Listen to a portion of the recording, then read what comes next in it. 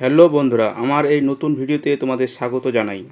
যারা যারা Facebook ID public করতে জানেন না তাদের জন্য এই ভিডিওটা অবশ্যই দেখা দরকার, কারণ আমি এই ভিডিওর মাধ্যমে দেখিয়ে দিব কিভাবে একটা ফেসবুক আইডিকে পাবলিক করতে হয়। যদি আপনি পাবলিক না করেন তাহলে আপনার ভিডিও কিন্তু সবার কাছে পৌঁছাবে না। আমার এই প্রোফাইলে সব কিছু পাবলিক করা আছে, তাই আমি যদি কোনো কিছু পোস্ট করি তাহলে সবার কাছে পৌঁছে যাবে। চলুন তাহলে দেখে নেওয়া যাক কীভাবে একটা ফেসবুক আইডিকে পাবলিক করা যায়। তো আপনার ভিডিওটা ধৈর্য সহকারে দেখবেন, তাহলেই বুঝতে পারবেন, না হলে কিন্তু বুঝতে পারবেন না। আর ভিডিওটিতে অবশ্যই একটা লাইক করে দেবেন। তো প্রথমেই আপনারা প্রোফাইলে চলে যাবেন। আপনার প্রোফাইলে আসার পর উপরে এই যে কোণার মধ্যে আপনার লোগো দেখতে পাচ্ছেন, এখানে ক্লিক করবেন। ক্লিক করলে নিচে একটা সেটিং অপশান পেয়ে যাবেন। এই যে দেখতে পাচ্ছেন এই সেটিং অপশান, এই সেটিং অপশানের উপরে ক্লিক করবেন। ক্লিক করলে আপনাদের সামনে এরকম একটা পেজ চলে আসবে। তো এখানে অনেকগুলো অপশান আপনারা পেয়ে যাবেন।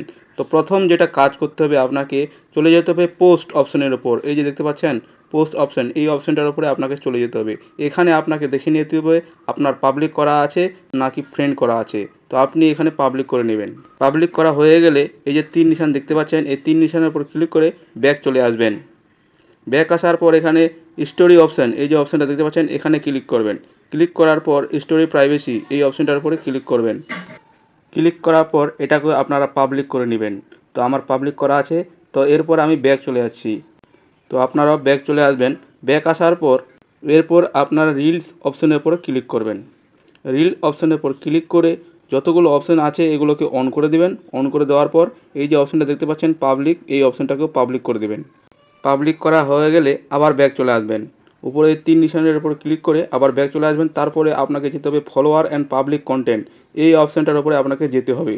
এই অপশানটার পরে গিয়ে অনেকগুলো অপশান এখানে পেয়ে যাবেন। এখানে কিন্তু যতগুলো অপশান আছে সবগুলোকে অন করে দিতে হবে আর সবগুলোকে পাবলিক করে রাখতে হবে।